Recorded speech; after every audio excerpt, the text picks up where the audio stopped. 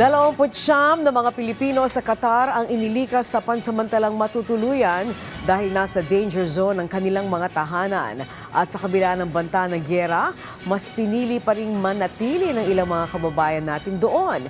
Si Bea Gaza de Guzman ng Radyo Pilipinas World Service sa sentro ng balita.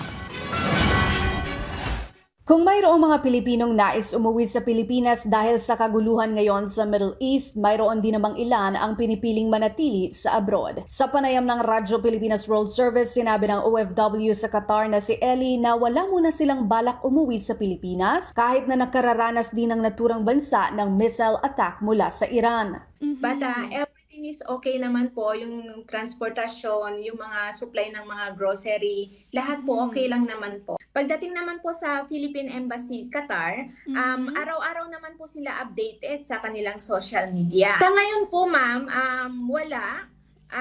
Wala kaming balag na umuwi sa Pilipinas because we are safe naman po here. Kwento pa ni Ellie, kumpiyansa rin sila sa ginagawang pagtugon ng Qatari government at ng ating pamahalaan sa sitwasyon doon, lalo na sa kalagayan ng ating mga kababayan. Una nang iniulat ng Embahada ng Pilipinas sa Qatar na nakapagtala ito ng isang Pilipinong nagtamo ng maliliit na mga sugat dahil sa shrapnel ng na-intercept na missile. Ligtas naman ito at kasalukuyan nang nagpapagaling. Nagbigay rin ng pansamantalang matutuluyan ng embahada sa pamamagitan ng Migrant Workers Office sa Qatar para sa 29 na mga Pilipinong kinailangang lumikas dahil malapit ang kanilang tirahan sa danger zones. Payo pa ng ating embahada sa mga Pilipino roon, manatiling alerto at sumunod sa mga inilabas na abiso ng ating pamahalaan at ng Qatari government. Para sa Integrated State Media, Bea Gaza de Guzman, Radyo Pilipinas, Radyo Publiko.